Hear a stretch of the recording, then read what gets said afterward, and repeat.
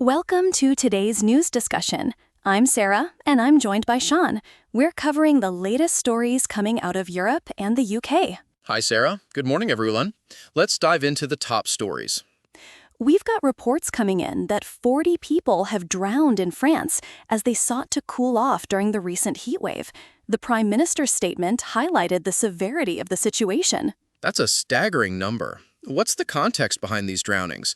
Were they all in the same region or spread across different areas? According to the reports, people were trying to escape the record heat by taking dips in rivers and lakes.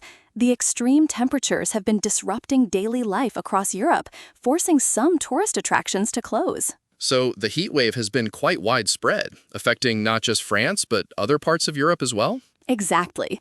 Europe is warming at more than twice the global average, which is exacerbating the situation.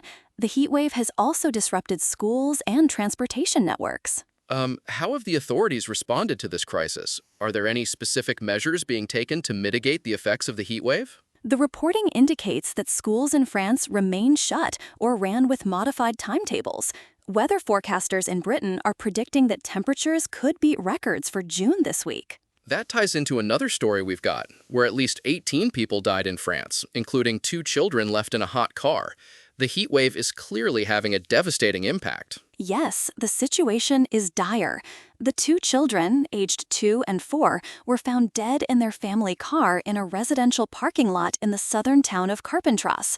Local authorities believe the heat wave was the most likely reason for their deaths. That's heartbreaking. Have there been any other reported deaths or incidents related to the heat wave across Europe? Bordeaux and Poitiers set all-time highs, and Paris is approaching its hottest June day.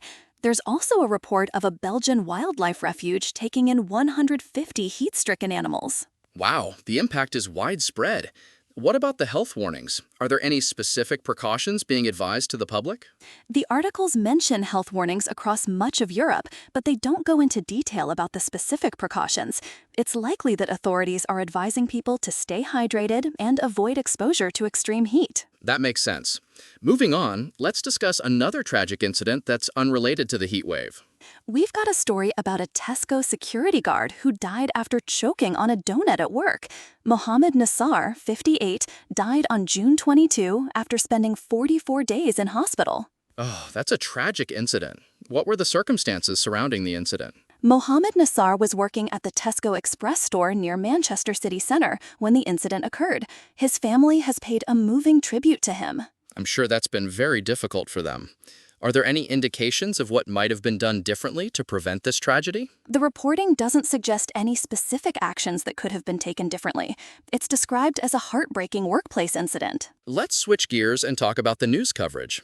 We've got information about BBC News airing on BBC News HD at various times on Tuesday, June 23rd. That's right. The latest national and international stories were covered in multiple broadcasts, including at 8 a.m., 10:30 a.m., and 11 a.m. So it seems like the BBC was keeping a close eye on the developing stories, including the heat wave and its aftermath. Exactly. They also had broadcasts at 6 p.m. and later in the evening, covering the latest headlines and weather updates. It's good to know that there are reliable sources keeping the public informed during times of crisis. Speaking of which, the BBC News at 6, followed by the weather, aired on BBC One London HD at 6 p.m. on Tuesday, June 23rd. And did they cover the heat wave and its impact in that broadcast? The context suggests they covered the latest headlines, which would have included the heat wave. They also had other broadcasts like BBC News at 1 and BBC London News with weather updates. It's clear that the BBC was providing comprehensive coverage of the news and weather. As we wrap up today's discussion, it's been a sobering look at the impact of the heat wave in Europe and some tragic incidents that have occurred. Indeed, the stories we've covered today highlight the importance of staying informed and the need for continued support in affected areas. That's all for today. Thank you for listening, and goodbye. Goodbye.